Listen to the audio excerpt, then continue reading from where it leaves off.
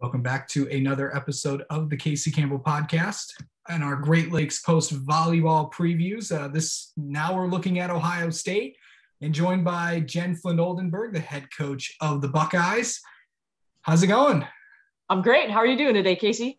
Doing well. We're entering into year two. Of course, what a way to start last year. Of course, you were hired in a global pandemic, it looks like. It was tough for everybody last year, but as a first-year coach, it's even at a new school, it was even tougher. How'd you get through all that? Yeah, I mean, I think that we were pretty flexible and adaptable, and I used it to our advantage. I came in and I say that I was drinking through a fire hose. Just jumping into a head coaching role I've never done before, and in the Big Ten, and such a strong conference, and just trying to figure things out. And then the pandemic hits, and I felt like it leveled the playing field. We all don't know what's happening, and we're all drinking from a fire hose. There's a bunch of unknowns, and for us, we didn't have routines. We didn't have things set in place as a staff. Except for our director of operations, my two assistants have not coached in the Big Ten, and so everything was new for them in a sense. And for me, it was just, okay, here's something new. Let's go attack it. And, I didn't allow my team to complain. Certainly there was challenges and things we could complain about, but it was more of what's next. And it was always forward thinking. We hit a speed bump or hit another challenge, and it was just, okay, let's acknowledge it and let's move on and prepare for whatever's next. So I felt like our flexibility and adaptability really got us through a season that was last year, just dealing with a lot of different challenges. So going into this year, what was it like to have like a normal off season and everything that usually goes with it? Yeah, we haven't had that yet. We had the spring season. Oh yeah. Up until April. And then, you get some downtime, and the team came back and they trained all summer and they did their open gyms, and, you put a lot of trust in them, and they've done a great job. And so, we're day 4 of preseason, and their bodies are in good shape, and, we're playing at a high level because of the time they put in their off season. But in terms of us, I'm still waiting for my off season. That hopefully what will happen in January and February as we get back at it. So, for us, it's just tackling the big things and getting prepared to compete again. We talk about a quick turnaround from the spring season to this fall season. But for us, I think based on how we finished and the year we had, we're excited for the opportunity to get out and compete again. So our team will be ready. When you look at this year, when you're in the Big Ten, and you know how competitive this conference is. Yeah, a little bit. Yeah.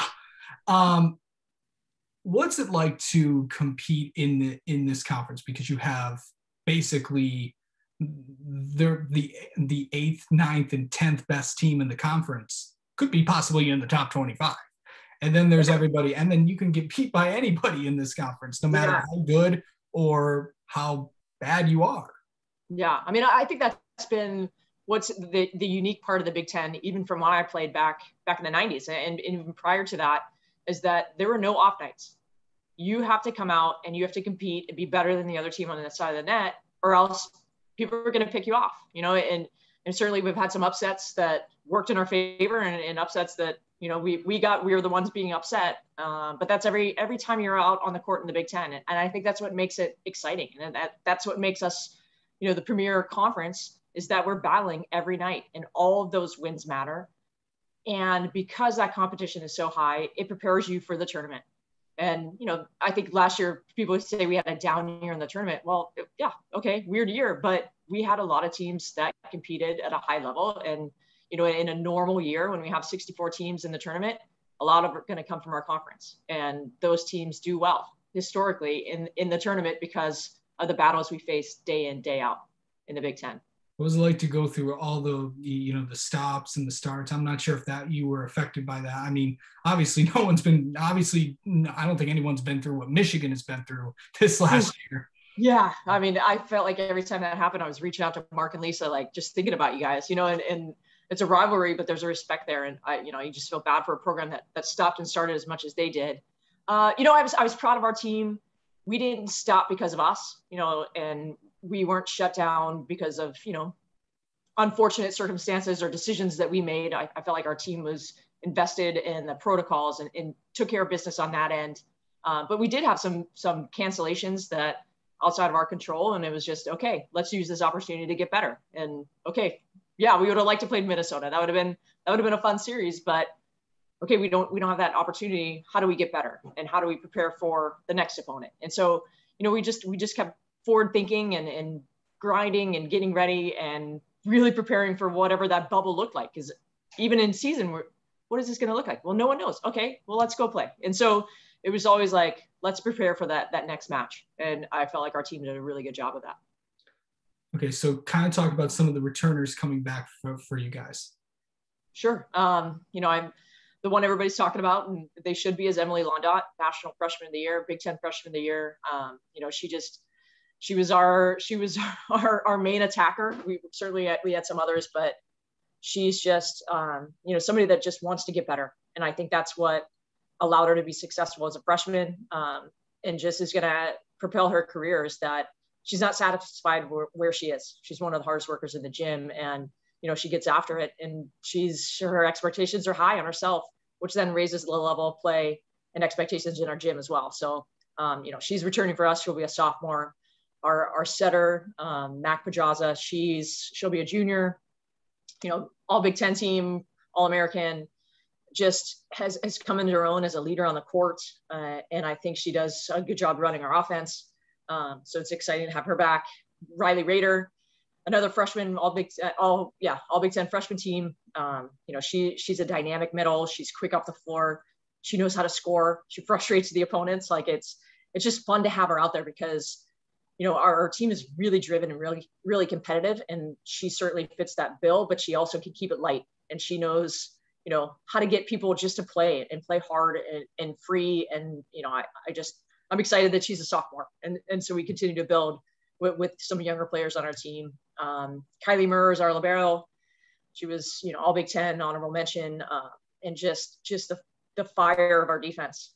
And her and Hannah Grunsfelder, who's a captain for us as a defensive specialist, they run the backcourt. And so between those two, like, balls aren't dropping, and they're gonna be in your face if you're not having that effort in practice. And so they're raising the game. And then Vanya Bukalek is an outside for us. And she came in her own last year as a junior. She'll be a senior this year. And I like that she had some experience in the VNL this past summer with Team Serbia. So she has that international experience now at a high level. And hopefully that translates onto the court. And then, Gabby Gonzalez is returning. That she was a starter for us. She's a 6th rotation outside. I'd say that she was our rock. She could pass, she could defend, she could set out a system. She's a good server. And at the end of the year, her offense started taking off. So it's exciting to see her continue that right now in preseason. And then we have a bunch of people that are itching to get onto the court, like with Mia Grunzi and Janasia Moore, they're outsides for us. And, they've been working hard all summer, and, they're happy with the team's success, but they want to get on the court. So it's just cool to see how competitive they are, how supportive they are of each other, and how much they're just, training to make us better. All right. And of course, playing non-conference opponents, that's a plus. Yeah, it's exciting. Like, I was talking to Janasia, and she was just like, we get to go other places. And I was like, we do. Like, that's pretty exciting. So, I think it's always good to get a lot of those jitters out and just try to figure out lineups and what works, what doesn't work. Obviously they count, they count towards our record, and we have a strong preseason pre-conference tournament schedule. But yeah, I think it'll be good experience for our group, and just allow us to try some different things before we jump into the battle of the Big Ten. Yeah, for sure. All right, Jen, thank you so much for coming on and talking on some Ohio State volleyball. Good luck this season. I appreciate it. Thanks for your time, Casey.